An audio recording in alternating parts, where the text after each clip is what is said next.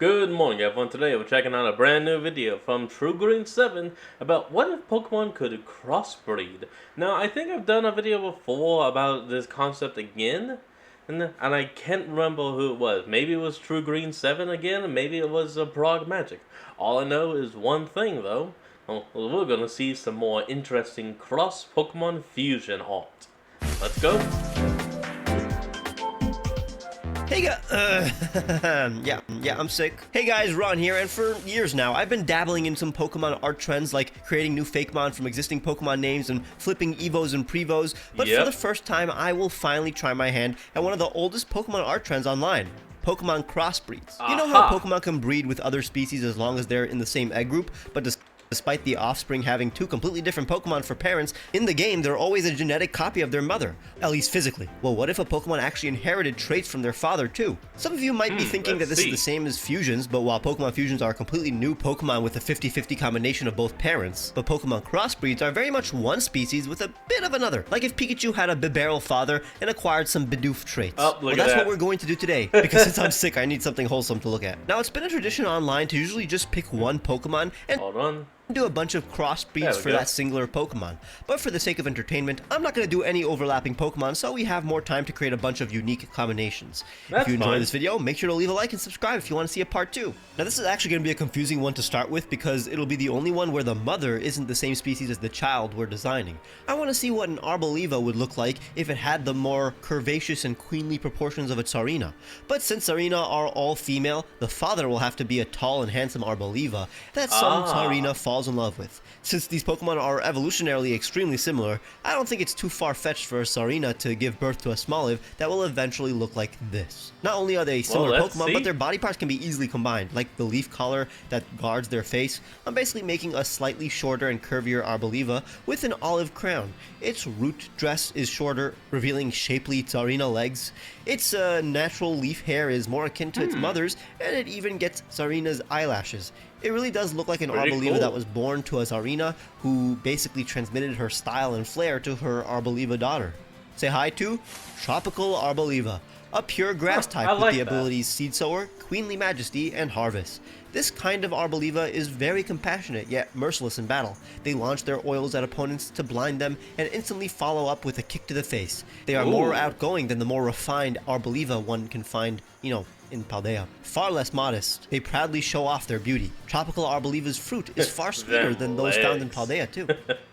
Let's move on to another combo that technically makes a lot of sense. Female Dragonair and male Milotic. What if female Milotic are so picky about their mate that some male Milotic prefer to set their sights on the other beautiful serpent that swims in their lakes? Their child would be a pretty Dragonite that retains its sea serpent shape and is adorned with beautiful scales. Again, both these Pokemon are already, they have similar features. I'm basically making a Dragonite that is much more sleek and slender and reminiscent of its serpentine Prevos, but it's still a Dragonite. It will get its Dragonite antennas and longer horn from its Milotic father instead. The 3 dots are its gills, and its wings are a bit underdeveloped. Its tail is all Milotic, since that's where half of then again, Dragonite's wings are already kind of small. Milotic's beauty resides. Behold, Majestic Dragonite, a dragon water type with the abilities Marvel Scale and Multiscale. These humble Dragonites cannot fly over long distances, as their wings are smaller than average, but their ability to swim is impeccable. Unlike the river and lake-dwelling Milotic, this Dragonite lives in the open ocean. Other Dragonites are jealous of its beauty, so it lives alone, but despite its ostracization, it is quite compassionate. No Pokemon has such an immense combination of beauty and power. Aw, it's kind. Glalie is a very intense and intimidating Pokemon, so what if a male Vanillux captured the heart of a female Glalie by being all goofy and fun, allowing this Glalie gal to finally show her softer side? But okay, hold on, he's literally just about to make the trope of goofy guy gets the tough girl, and normally this is very nice and common. And I'm not hating hard, icy exterior. They'd have a jolly baby, of course. We're simply drawing a Glalie with icicles that look like Vanillux's cone. It's smiling, and of course its horn will act like a wafer-like siphon that Vanillux has, where it expels snow. Check out Sweet Glalie, an ice type with ice body, inner focus, and moody. This type of Glalie is surprisingly kind. It lives among a pack of Vanillux. Its ice armor is softer to the touch, but its much more passionate heart allows it to battle for much longer, as it will bond with a trainer more easily than the average Glalie. It expels fresh snow from its horns for children to play with. Aww. Jynx and Gallade are very similar Pokemon, psychic humanoids, so it wouldn't be surprising if a Gallade fell in love with a dancing Jynx, and a Jynx fell in love with a brave and bold Gallade. Their baby would hopefully have the best qualities of both. So imagine a much more slender and taller Jynx with Gallade arms. She even acquires the more appealing face from the Ralts line. Originally, I was even going to give her a bob as a middle ground between her parents' heads, but honestly, this is a Jynx, so it should have the long hair of a Jynx. Behold, Gallant Jynx, a psychic ice type with the abilities for... Hold on, that's actually really good. I'd put that on my team. Warn, Sharpen, and Steadfast. This Jynx has been cherished throughout history, but despite their masters trying their best to keep Jynx safe, she would always spring into action whenever danger was near. They use their extended elbows to fight with movements akin to dancing. They gorgeously twirl and jump in battle. An entire audience can't help but dance in unison as this Pokemon fights. This kind of Jynx does not intentionally seduce those around it, and does not understand why everyone it meets is so excited when it appears. A famous mother in the Pokemon world is Marowak. What if Marowak seeks out a stronger mate to protect their young? An Aggron would be a fine father, but what if both parents fall in battle, protecting their young child? This Cubone will put on their father's skull and evolve into an Iron Marowak. So this Marowak is much bigger than the average Marowak, but much smaller than an Aggron. So when it puts on its father's skull as a Cubone, it never fully fuses as a Marowak.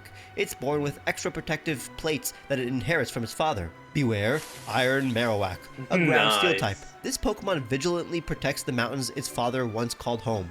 It will attack those that come near the site of its parents' demise. The oversized skull of its father... It protects the graves. Never properly fused with its head, making it quite challenging for Marowak to move around. Its hide is covered in armor that it inherited from its father. The loss of both parents makes it tough for this species of Marowak to overcome its grief. Reuniclus is a fun one to find a mate for, since we can place any Pokemon inside of that gelatinous film. What if a bad boy Gengar impressed a sweet little naive Reuniclus? They fall in love, and the father's gas attributed to the child to be a bit more troubled.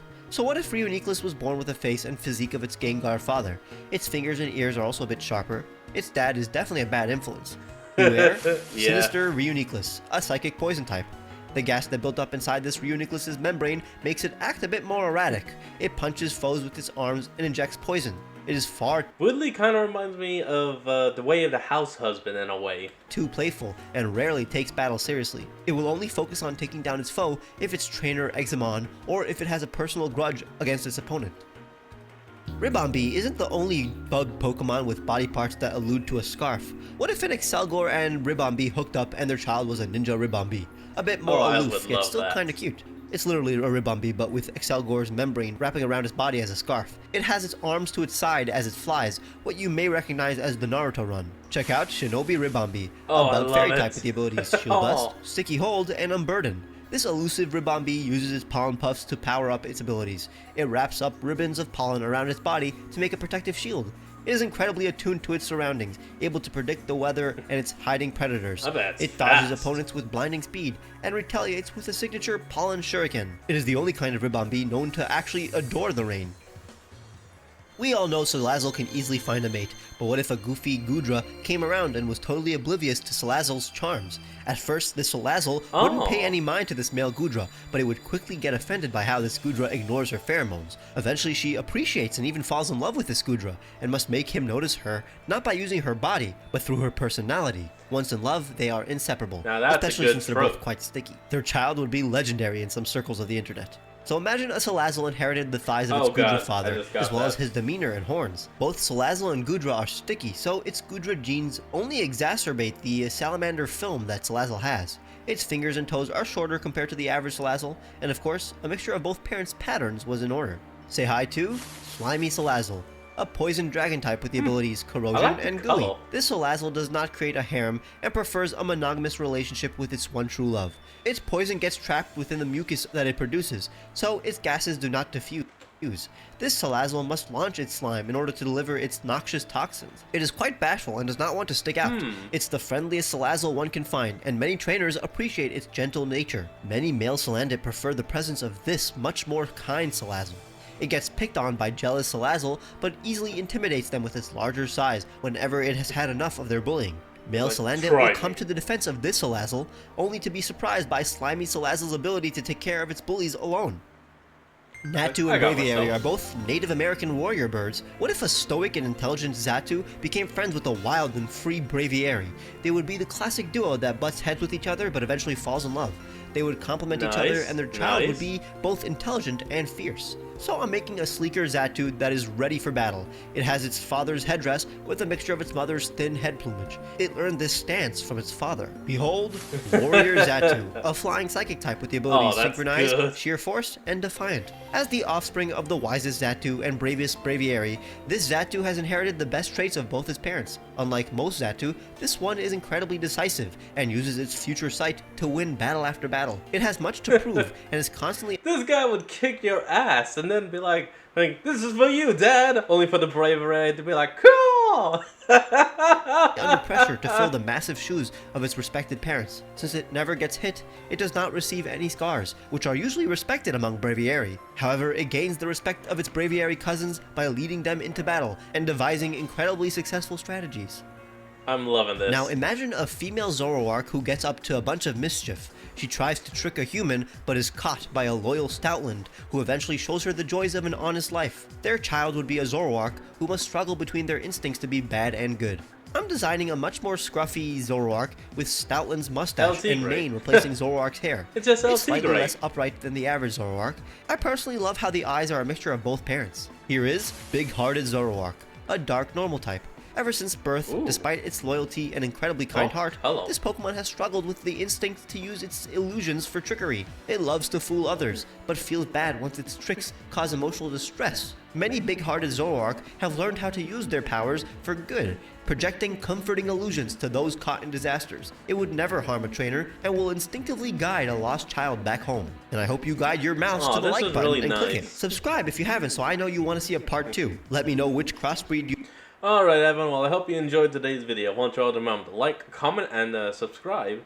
And for more, down in the description will be a link to the original video. So remember to support the original creator and all they do. And I'll see all of y'all next time. Till then, this is Fox, signing out. Peace.